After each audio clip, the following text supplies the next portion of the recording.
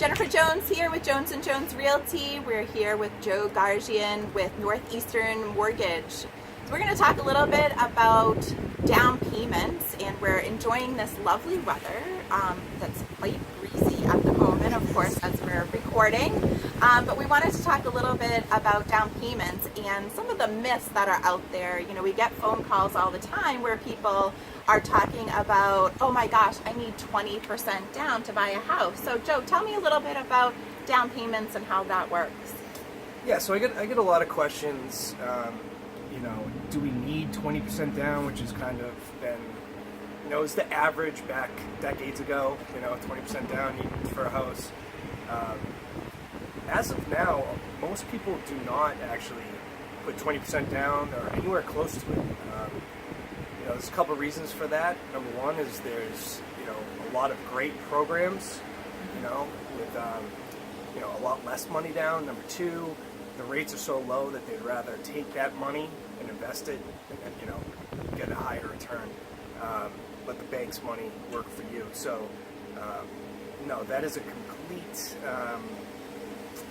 myth, right? Myth. It is a complete myth. Okay. So, but if people do have 20% down, it's great because they don't have to pay PMI. Correct. So if we have a buyer who is, selling their house and they have a significant down payment, they can put 20% down and save on PMI. But you're saying that even if you don't have 20%, you can still buy a house. I mean, what is the average, do you think, for down payments and different programs that you have? Yeah, so a lot of the first-time home buyer programs, some government programs, they're 3%, 3.5%.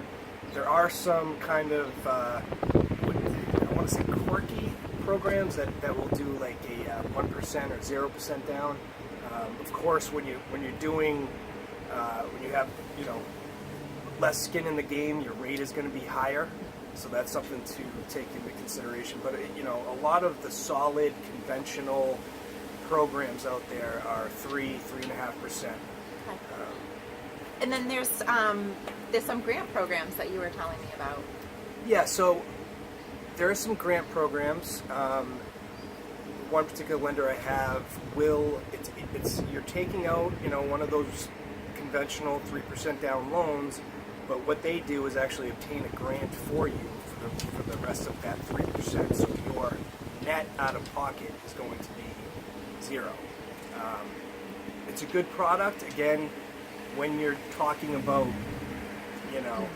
nothing really out of your pocket, your rate is going to be higher, but if that's the only option to get you in the house, start building equity, then, you got to do what you got to do. Yeah, no, definitely, especially with rental rates so high, and, if you can get into your house with a little bit less down payment, that's always really great. So, first-time home buyers, what is the process? What's the first steps that, you can share with us if people are first-time home buyers? So I think number one, you should be prepared, or try to prepare yourself as much as possible.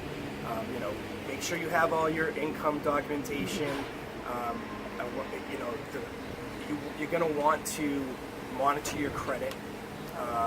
And some sites like creditkarma.com, they're free, and there's 2 out of the 3 bureaus that will report. They'll give you a score. You can see what's going on. If you're in like the low 600s, 500s, you're going to want to try to build your credit up before you go to what should be kind of the next step, which is getting pre-approved. So you're going to want to go to a bank, a mortgage broker, and that would be your first step officially in the process. So they get onto this free site, they're probably in the range of what the FICO score is. Is that typical that you see? Yep. So okay. They'll give you an actual score. I believe it's TransUnion and Experian or Equifax. So that's 2 out of the 3 bureaus. So at least you know where you stand. If you're in the 700s, good chance you're, at least your credit is, in line of where you want to be to, start the process. So if someone, has a 600 credit score, would you still recommend them contacting you to, to see where they stand actually with FICO, and maybe give them a little bit of guidance as to what needs to be done to get into a home? Yeah, I think, I can certainly take a look and give recommendations. I'm not obviously a credit expert, Counselor, right. but since I've been in the business for so long, that, at least I can kind of guide you in the right direction now. If you do have a 600 score, 620, there are products out there. And we're not talking about, subprime type products. We're talking about government, FHA, that kind of thing. There's definitely options, but you should be prepared. You should, do what you can to, monitor and then improve your improve, score. yeah. Okay. And so real quick, how easy is it to get a pre-approval these days, and what kind of documents do you need to do that? Okay, so with me, I'm pretty thorough, because no one wants to, have a pre-approval that doesn't mean the paper it's worth on. So with me, if you're self-employed, your tax returns. If you're not self-employed, your last 2 years W-2s, which are the one-page statements your employer gives you at the end of the year. Then a most recent pay stub. Also, if you're worried about, I just graduated, or I just switched jobs. Another myth is that you need a 2-year history at that job, which is not the case. If you're going on salary, I can literally pre-approve you based on your future earnings. You would need to be employed for at least 30 days before the closing, but that's another thing that. Yeah, no, because I think that we do hear that haven't been at this job for 2 years, but even if they stay in the same industry, usually that's helpful too, right? Definitely. All right, so first-time homebuyer courses that are out there, are they required for any loans that are out there? Is it recommended? What are your thoughts on first-time homebuyer courses? So, any kind of government loan, they do not require it. Some of the first-time homebuyer conventional, Fannie Mae, Freddie Mac, the 3% down that I alluded to earlier, they will require it. It's typically in the form of a online course, and it's informative. It takes probably maybe a half an hour, something like that. But you will need a certificate. Either way, I suggest doing it just so you kind of have the language, the definitions that you're going to run across, the flow, the workflow, how everything kind of works throughout the process, so you're not overwhelmed. Awesome.